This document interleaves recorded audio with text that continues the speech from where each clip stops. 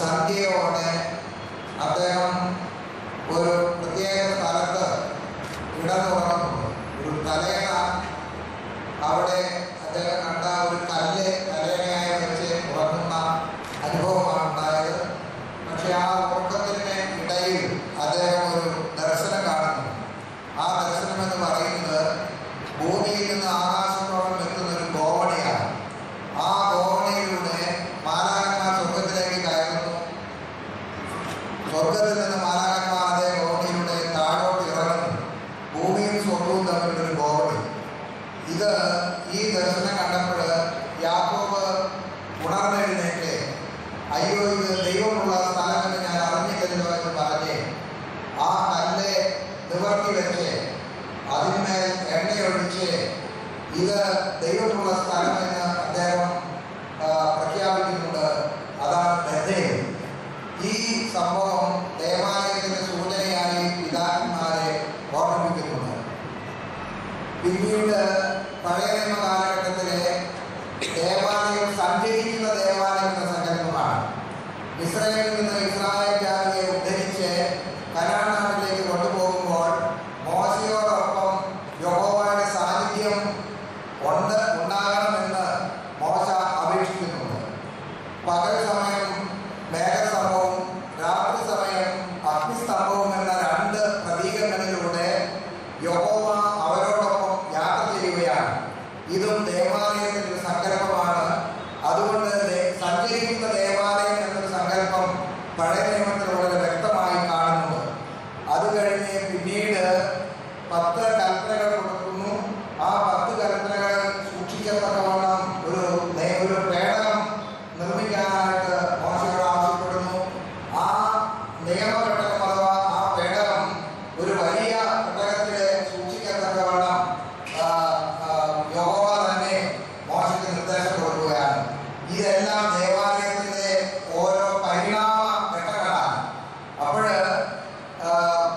സഞ്ചരിക്കുന്ന ദേവാലയങ്ങളിലുള്ള ആ സാന്നിധ്യവും പിന്നീട് അത് കഴിഞ്ഞ് നിയമഘട്ടകവും സമാഗമന കൂടാരവും അങ്ങനെയുള്ള സങ്കല്പങ്ങളിലൂടെ ദേവാലയത്തിൻ്റെ പരിണാമം ഓരോ ഘട്ടങ്ങളിലും ദൈവവചനത്തിലൂടെ വ്യക്തമായി സൂചിപ്പിക്കുന്നുണ്ട്. അത് കഴിഞ്ഞു കനാനിലെത്തി ദാവീദ് രാജാവായി.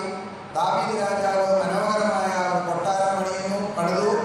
ആ കൊട്ടാരം പണിത സന്ദർഭത്തിൽ ദാവീദിന്റെ മനസ്സിലുണ്ടായ ഒരു ആഗ്രഹം, ഞാൻ മനോഹരമായ ഒരു കൊട്ടാരത്തിൽ വസിക്കുന്നു, പക്ഷേ എന്നെ ഈ സ്ഥിതിയിലേക്ക് എത്തിച്ച ദൈവത്തിനൊരു ആലയമില്ലല്ലോ, അതൊരു പ്രധാനപ്പെട്ട കുറവാണെന്ന് കരുതിക്കൊണ്ട് ഒരു ആലയം പണിയുവാനുള്ള സാധന സാമഗ്രികൾ അദ്ദേഹം സംഭരിക്കുകയാണ്.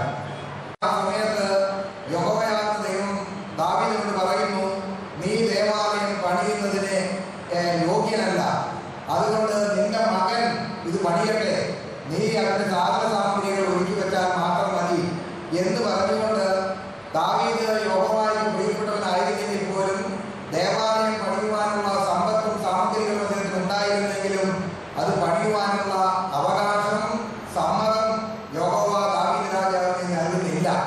തൻ്റെ മകൻ ശലോമോനോട് പറഞ്ഞു, നീ ദേവാലയം പണിതു കൊള്ളണമെന്ന്. അങ്ങനെ ദേവാലയം പണിതു. അവിടെ യഹോവയ്ക്ക് സ്ഥിരമായ ഒരു ആലയം, ഒരു ഭവനം നിർമ്മിക്കുകയാണ്. ഇങ്ങനെ പഴയ നിയമത്തിലുള്ള സങ്കല്പമുണ്ട്. എന്നാൽ പുതിയ നിയമത്തിലേക്ക് വരുമ്പോൾ ഈ ദേവാലയത്തിന് മറ്റൊരു വ്യാഖ്യാനം കർത്താവായ യേശു നൽകുന്നുണ്ട്. ജെറുസലേം ദേവാലയത്തിലേക്ക് പ്രവേശിച്ച് ഈ ദേവാലയം 3 ദിവസം കൊണ്ട് ഞാൻ അത് നശിപ്പിച്ച് ഒരു പുതിയൊരു ദേവാലയം പണിയുമെന്ന് യഹൂദന്മാരോട് ഓർമ്മിപ്പിക്കുമ്പോൾ അതിൻ്റെ അർത്ഥം കേൾവിക്കാർക്ക് വേണ്ടതുപോലെ മനസ്സിലായി എന്ന് തോന്നുന്നില്ല. 46 വർഷം കൊണ്ട് ഞങ്ങൾ പണിത ദേവാലയം 3 ദിവസം കൊണ്ട് നീ നശിപ്പിച്ച് വീണ്ടും പണിയുമെന്ന് പറയുന്നത് എങ്ങനെ എന്നവർ ചോദിക്കുന്നുണ്ട്. കർത്താവ് അതിന് വ്യക്തമായി മറുപടി പറയുന്നില്ലെങ്കിലും വേദപുസ്തകത്തിൽ രേഖപ്പെടുത്തിയിട്ടുള്ളത് കർത്താവിൻ്റെ ശരീരമാകുന്ന ദേവാലയം 3 ദിവസം കൊണ്ട് അത് നശിക്കുകയും പിന്നീട് ഉയർത്തെഴുന്നേറ്റ് ഒരു പുതിയ ദേവാലയമായി തീരുകയും ചെയ്യും എന്ന ഒരു സങ്കല്പമാണ്. അത് ആ ആശയമാണ് പിന്നീട് പരിശുദ്ധ പൗലോസ് കൊരിന്ത്യക്കാർക്ക് എഴുതിയ 1-ാം പുസ്തകം 1-ാം അധ്യായം 16-ാം വാക്യത്തിൽ പറയുന്നു, നിങ്ങൾ ഏവരും ദൈവത്തിൻ്റെ ആലയമാണ്, ദൈവത്തിൻ്റെ മന്ദിരമാണ് എന്നുള്ളത്. അപ്പോൾ പുതിയ നിയമത്തിലേക്ക് വരുമ്പോൾ കല്ലും മണ്ണും കൊണ്ട് ശലോമോൻ രാജാവ് പണിത ഒരു ദേവാലയത്തിന്റെ സങ്കല്പത്തോടൊപ്പം തന്നെ മനുഷ്യ ഹൃദയം ഒരു ദേവാലയമാണ് എന്ന ഒരു പുതിയ വ്യാഖ്യാനം, ഒരു പുനർവായന ദേവാലയത്തെക്കുറിച്ച് പരിശുദ്ധ കർത്താവ് നൽകിയ സൂചനയനുസരിച്ച് പരിശുദ്ധ പൗലോസ് അപ്പോസ്തലൻ അത് വളരെ വ്യക്തമായി ഗോരിന്ത്യരോടും അതുപോലെ തന്നെ തന്റെ ലേഖനങ്ങളിലെ അവിടെയൊക്കെ നാം ഓരോരുത്തരും ഓരോ ദേവാലയമാണ് എന്ന് സൂചിപ്പിക്കുന്നുണ്ട്. പ്രിയപ്പെട്ടവരെ, അതുകൊണ്ട് തന്നെ ഈ ദേവാലയത്തെ സംബന്ധിച്ചിടത്തോളം നിങ്ങൾ ഓർക്കേണ്ടത്, ഇത് ഭൗതിക സാധന സാമഗ്രികൾ കൊണ്ട് നിർമ്മിച്ചു എങ്കിൽ പോലും അതിനെ പരിശുദ്ധ മൂറോൻ അഭിഷേകത്താൽ ഒരു ചൈതന്യം ഉണ്ടാകുകയാണ്. ദൈവം ഇവിടെ വസിക്കുവാൻ പോകുന്നു. അതോടൊപ്പം നാം ഓരോരുത്തരും ഓരോ ചെറു ദേവാലയങ്ങളാണ് എന്ന് ഒരിക്കലും മറന്നു പോകരുത്. നാളെ ഈ ദേവാലയത്തിന്റെ കവാടങ്ങളൊക്കെ പരിശുദ്ധ മൂറോനാൽ മുദ്രണം ചെയ്യുമ്പോൾ, ദീപാവലിയുടെ മുദ്രണം ചെയ്യുമ്പോൾ അവിടെ പറയുന്ന വാചകം ഇങ്ങനെയാണ്: ദൈവമേ, ഇന്ന ആളുകൾ ഇന്ന പരിശുദ്ധന്മാരുടെ നാമധേയത്തിൽ സ്ഥാപിക്കപ്പെട്ടിരിക്കുന്ന ഈ ദേവാലയത്തെയും ഞങ്ങളെയും വാഴ്ത്തി അനുഗ്രഹിക്കണമേ എന്നാണ് അതിന്റെ പ്രത്യേക സ്ഥാപന വചനം, അതിന്റെ മുദ്രണം ചെയ്യുന്ന വചനമാണ്. അതുകൊണ്ട് ഇന്നും നാളെയുമായി നടത്തപ്പെടുന്ന ഈ ദേവാലയത്തിന്റെ ശുദ്ധീകരണ ശുശ്രൂഷയിൽ ഈ ഭൗതികമായ ഈ ദേവാലയത്തിന്റെ കെട്ടിടവും അതോടൊപ്പം തന്നെ നമ്മുടെ ഹൃദയമാകുന്ന ദേവാലയവും ശുദ്ധീകരിക്കപ്പെടുന്നു എന്നുള്ളതാണ് ഏറ്റവും സുപ്രധാനമായ മർമ്മ രഹസ്യം. ഇത് മറന്നു പോകാൻ പാടില്ല എന്ന് ആമുഖമായിട്ട് ഞാൻ ഓർമ്മിപ്പിക്കുന്നു മാത്രം. ഇന്ന് രണ്ട് പ്രധാന ശുശ്രൂഷകളാണ് ഇവിടെ നടത്താനായിട്ടുള്ളത്. ഒന്നാമതായിട്ട് നടത്തേണ്ടത് ഇവിടെ ശിലാസ്ഥാപനമാണ്. ശിലാസ്ഥാപനം എന്ന് പറഞ്ഞാൽ പരിശുദ്ധ ത്രോണോസിന്റെ കിഴക്കുവശത്ത് താഴെ ഭാഗത്ത് പ്രത്യേകം തയ്യാറാക്കപ്പെട്ട ഒരു കുഴിയിൽ നാം പ്രത്യേക പ്രാർത്ഥനകൾ ചൊല്ലി പരിശുദ്ധ മൂറോൻ അഭിഷേകം ചെയ്യുന്ന ഒരു പ്രധാനപ്പെട്ട ശില അവിടെ സ്ഥാപിക്കുകയാണ്. 6 ഇഞ്ച് നീളം, 6 ഇഞ്ച് വീതി, 6 ഇഞ്ച് കനം ഉള്ള ഒരു അടിസ്ഥാന ശില. അതിൻ്റെ മുഖപ്പരപ്പിന്റെ നടുഭാഗത്തായി 2 ഇഞ്ച് വീതി, 2 ഇഞ്ച് നീളം, വീതി, 2 ഇഞ്ച് ആഴം, ആ വിധത്തിലുള്ള ഒരു കുഴി ആ പ്രധാന ശിലയുടെ മധ്യഭാഗത്ത്, മുഖപ്പരപ്പിന്റെ മധ്യഭാഗത്ത് എടുത്തിട്ടുണ്ട്. ആ കുഴിക്കകത്ത് ഒരു വെള്ളി കൊണ്ടോ ഇരുമ്പ് കൊണ്ടോ ഒരു ചെപ്പ് നിർമ്മിച്ച് ആ ചെപ്പിനകത്ത് ഒരു ചെറു സീവ, ഏകദേശം 1 സെന്റിമീറ്ററോ 1.5 സെന്റിമീറ്ററോ മാത്രം വലിപ്പമുള്ള ഒരു ചെറിയ സീവായും ആ സീവായോടൊപ്പം 12 ചെറുകല്ലുകളും. അവിടെ അർത്ഥമാക്കപ്പെടുന്നത് ഈ പ്രധാനപ്പെട്ട ശില എന്ന് ഞാൻ ആദ്യം സൂചിപ്പിച്ചത് കർത്താവായ യേശുക്രിസ്തുവിന്റെ പ്രതീകമാണ്. യേശുക്രിസ്തുവിനോടൊപ്പം 12 അപ്പോസ്തലന്മാരെ സൂചിപ്പിക്കുവാൻ തക്കവണ്ണം 12 ചെറുകല്ലുകൾ അടക്കം ചെയ്യുന്നു. അപ്പോൾ പ്രധാന ശിലയോടൊപ്പം കർത്താവിന്റെ ശിലയും അപ്പോസ്തലന്മാരെ സൂചിപ്പിക്കുന്ന 12 ചെറുകല്ലുകളും ആ ചെറുകല്ലുകളോടുകൂടി കുന്തിരിക്ക മണികളും നാം ചേർത്ത് അടക്കം ചെയ്യുകയാണ്. ആ കുന്തിരിക്ക മണികൾ എന്ന് പറയുന്നത് വിശ്വാസികളുടെ സാന്നിധ്യമാണ്. അപ്പോൾ ഒരു ദേവാലയത്തിന്റെ അടിത്തറ എന്ന് പറയുന്നത് നിങ്ങൾ വിചാരിക്കുന്നത് പോലെയുള്ള കരിങ്കല്ലോ അല്ലെങ്കിൽ കോൺക്രീറ്റോ അല്ല, മറിച്ച് കർത്താവായ യേശുക്രിസ്തുവും 12 അപ്പോസ്തലന്മാരും വിശ്വാസികളുമാകുന്ന ഒരു അടിത്തറ ഈ ദേവാലയത്തിനുണ്ട് എന്നുള്ളത് നിങ്ങൾ മറന്നു പോകരുത്. ആ വെള്ളിച്ചെപ്പിൽ പരിശുദ്ധ മൂറോൻ ഒഴിച്ച് ആ പ്രധാന ശിലയുടെ മധ്യഭാഗത്ത് നിർമ്മിച്ചിട്ടുള്ള കൊച്ചു കുഴിക്കകത്ത് ഈ വെള്ളിച്ചെപ്പ് അടക്കം ചെയ്യും. എന്നിട്ട് അതിന് മീതെ ഒരു ലിഡ്, ഒരു മൂടി കൊണ്ട് അത് മൂടി വെക്കും. അതാണ് ശിലാസ്ഥാപനമായിട്ട്. ആ ശില എന്നത് ആ അർത്ഥത്തിലാണ്. അത് അവസാനം ആഘോഷിച്ച് ദീപാഘോഷം ചൊല്ലി ക്രോണോസിന്റെ കിഴക്ക് വശത്ത് പ്രത്യേകം തയ്യാർ ചെയ്യപ്പെട്ടിട്ടുള്ള കുഴിക്കകത്ത് ഇന്ന് നിക്ഷേപിക്കും. ആ ശുശ്രൂഷയ്ക്ക് ഏതാണ്ട് 1 മണിക്കൂർ ദൈർഘ്യമുണ്ട്. ഇതാണ് ഇന്നത്തെ ശുശ്രൂഷയുടെ ഒന്നാം ഭാഗം. രണ്ടാമത്തെ ഭാഗം എന്ന് പറയും ഇന്നത്തെ ശുശ്രൂഷയിൽ രണ്ടാമതായിട്ട് ചെയ്യുന്നത് മൊത്തമായി നടത്തപ്പെടുന്ന ശുശ്രൂഷയുടെ ഒരു ഇന്ററാക്റ്റീവ് പാർട്ടാണ്. അതിന്റെ ഒന്നാം ഭാഗം എന്ന് പറയും. അത് ഏകദേശം 1 മണിക്കൂർ അതും ദൈർഘ്യമുണ്ടാകും. സന്ധ്യാപ്രാർത്ഥനയ്ക്ക് ഒരു 10-25 മിനിറ്റ് വരും. ഏകദേശം ഒരു 2.5 മണിക്കൂർ ഇന്നത്തെ ശുശ്രൂഷ മൊത്തമായിട്ടുണ്ട് എന്ന് നിങ്ങൾ മറന്നു പോകരുത്. നിങ്ങളുടെ കൈകളിലുള്ള പുസ്തകം കിട്ടിയത് ഞാൻ കാണുന്നുണ്ട്. അത് ഒന്നും വിട്ടുകളയാതെ നേരെ ജോലി ചെല്ലിക്കോണം. കാരണം ഇവിടെ ശുശ്രൂഷ ബലഹീനരായ ഞങ്ങളൊക്കെയാണ് നടത്തുന്നതെങ്കിലും പരിശുദ്ധ ജീവനോപയോഗിക്കാൻ പാകാതിരുന്നേനി ഇവിടെ എവിടെയൊക്കെയോ ഉണ്ട്. അതുകൊണ്ട് അദ്ദേഹത്തിൻ്റെ നിർദ്ദേശപ്രകാരമാണ് ഈ ദേവാലയം ആരംഭിച്ചത്. അദ്ദേഹത്തിൻ്റെ ആവശ്യപ്രകാരവും അദ്ദേഹത്തിൻ്റെ ആഗ്രഹപ്രകാരമാണ്. അതുകൊണ്ട് ഇതൊക്കെ ഞങ്ങൾ ബലഹീനരായ ഞങ്ങളൊക്കെ ഞങ്ങളുടെ കയ്യിലും കാര്യങ്ങളൊക്കെ പ്രവർത്തിക്കുന്നെങ്കിലും പരിശുദ്ധ ജീവനോപയോഗി പാകാതിരുന്നേനിയാണ് ഇത് ചെയ്യുന്നത് എന്ന് ഒരു സങ്കല്പം മനസ്സിൽ വളരെ ശക്തമായി ഉയർന്നു വരികയാണ്. നാളെ 6:30 മണിക്കാണ് പ്രഭാത പ്രാർത്ഥന തുടങ്ങുന്നതെന്നാണ് എൻ്റെ വിചാരം. കൃത്യസമയത്ത് വന്നോണം. സാധാരണ എല്ലാം പകുതിയാകുമ്പോഴൊക്കെ കാര്യങ്ങളിൽ വരുന്നതാണ് നമ്മുടെ സ്വഭാവം. അങ്ങനെയുള്ളവർക്ക് ഉദാസീന നാളെ പങ്കെടുക്കാൻ ഭാഗികമായിട്ട് മാത്രം പങ്കെടുക്കാൻ ഒക്കുള്ളൂ. നാളെ 6:30 മണിക്ക് തുടങ്ങുന്നത് നേരെ ഈ ദേവാലയത്തിൻ്റെ ശുശ്രൂഷയാണ്. അതുകൊണ്ട് അതിലും കൂടെ നിങ്ങൾ പങ്കെടുക്കണം. ഇത് അനുഗ്രഹിക്കപ്പെട്ട ദിവസമാണ് നിങ്ങളെ സംബന്ധിച്ച് കേട്ടോ. നിങ്ങളുടെ സമയവും അധ്വാനവും പണവും ഇതൊക്കെ നിങ്ങൾ ഈ ദേവാലയത്തിന് വേണ്ടി അങ്ങോട്ട് കാഴ്ചവെക്കുകയാണ്. അപ്പോൾ ഇതൊക്കെ ആ കാഴ്ചകളൊക്കെ സ്വീകാര്യമായി ദൈവസന്നിധിയിൽ സ്വീകരിക്കപ്പെടുമ്പോൾ അതോടൊപ്പം നിങ്ങളുടെ സാന്നിധ്യം വളരെ സുപ്രധാനമാണ് എന്നുള്ള കാര്യം ഓർമ്മിപ്പിക്കട്ടെ. ഈ ശുശ്രൂഷകളെല്ലാം തുടങ്ങുന്നതിന് മുമ്പായി മറ്റൊരു ചെറിയ ചടങ്ങുണ്ട്. അത് മറ്റൊന്നുമല്ല, താക്കോൽ സമർപ്പണമാണ്.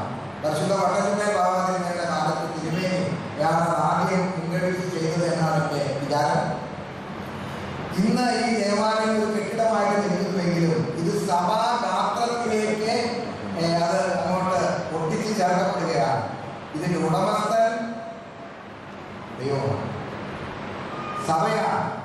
അതുകൊണ്ട് സഭയുടെ ഉടമസ്ഥത സൂചിപ്പിക്കാൻ തക്കവണ്ണം ഇതിൻ്റെ കവാടത്തിൻ്റെ പ്രധാന താക്കോൽക്കൂട്ടം സഭയുടെ പ്രധാന മേലധ്യക്ഷന് മുമ്പാകെ നിങ്ങൾ സമർപ്പിക്കും. അത് ഈ സഭാഗാത്രത്തോട് ഇതിനെ ചേർക്കുകയാണ്. സാധാരണ നമ്മൾ ഓരോ ദേവാലയത്തിന് എൻ്റെ വഴി നമ്മൾ പറയും. അതൊരു ഭാഷാ പ്രയോഗമേ ഉള്ളൂ. സഭയാണ് അതിൻ്റെ ഉടമസ്ഥൻ എന്നത് നമ്മൾ മറക്കാനാണ്. അത് സമർപ്പിക്കുകയും ഇന്ന് അഭിനയ യുവാനത്തിനെ ഇവിടെ സന്നിധിയിലായിട്ടില്ല. പക്ഷെ ആ താക്കോൽ പ്രധാന മേലധ്യക്ഷൻ ലഭിച്ചതുകൊണ്ട് ഞാൻ ദേവലോകത്തോട് പോകുകയും അത് ഈ ഭദ്രാസന മെത്രാപ്പൊലീത്ത ഖണ്ഡമാണ്. അദ്ദേഹം അത് ന്യായാലയത്തിലോ ആധാരണയിൽ കൊണ്ടുപോവുകയില്ല. അദ്ദേഹം അദ്ദേഹത്തിൻ്റെ പ്രതിനിധിയായി ഇവിടെ അദ്ദേഹം നിയമിച്ചിട്ടുള്ള വികാരിയത്തിന് കൈമാറും.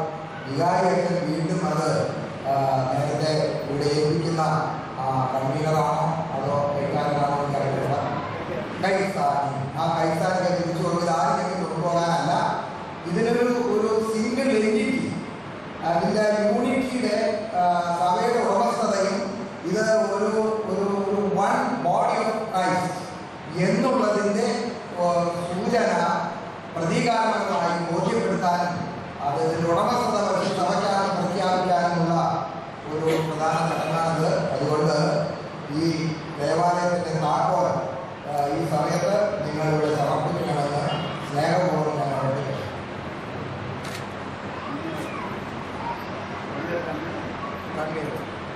ഈ താക്കോലുകൾ ഞാൻ ഇവിടെ പോകാൻ ഉദ്ദേശിക്കുന്നില്ല. അഭിനയ വിഭാഗത്തിൽ സാന്നിധ്യം ഉള്ളതുകൊണ്ട് ഞാൻ നേരെ ഇത് വികാരിക്കുകയാണ്. അച്ഛൻ ഒരു തരണം ഞാൻ തരണം പറഞ്ഞാൽ തന്നോണം.